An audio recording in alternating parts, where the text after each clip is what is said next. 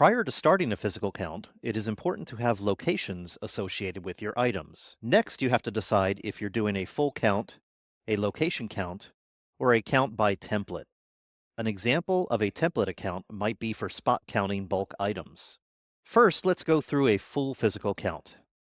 Counts are done as workbooks. We have two tabs to work with, the workbook information and entering the physical counts. We are going to create a new workbook. Click on New, give it a name and a description. Naming and descriptions are defined by you. In this example, I will do Q1 2016 and give it a description of full count Q1 2016. We are going to do a full inventory count.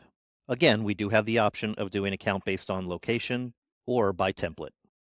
You do have the option of including inactive items, equipment, loan items, and/or consignment items in your count.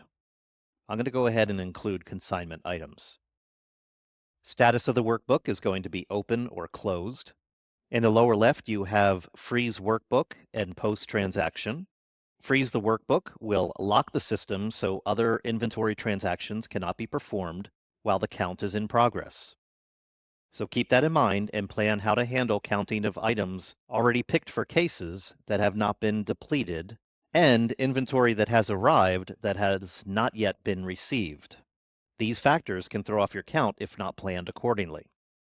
The Post Transaction button will post all the transactions to your quantity on hand once you've completed all your physical counts. You will not be able to post until counts are fully completed on all selected count worksheets. Once you've defined your filters on the left, then you can select which count sheets you want included on this physical count. For a full inventory, it will default to all. If you select location or template, you need to then select which count sheets you want. After you select your count worksheets, you want to click on Save, then click on Generate Count Worksheets button. That will bring us to the next tab over, which is the entering of the physical counts.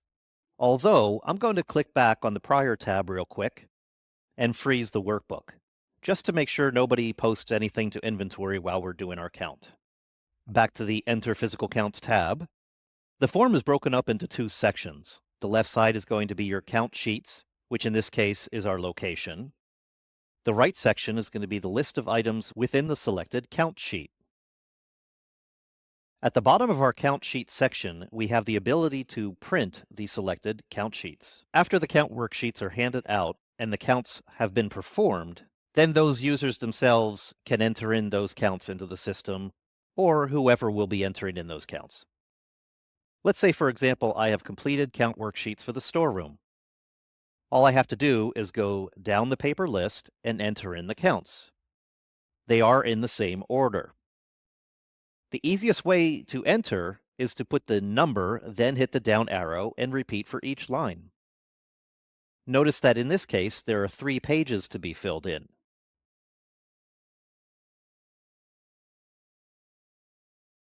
If you do save your work and come back, you do also have the ability to show only the uncounted items on each page as well.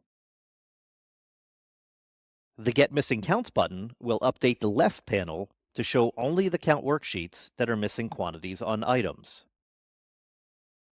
Once there is a count on all items, then and only then can you click on the Post Transaction button, which will update your quantities on hand with the actuals you just entered. Then you are done.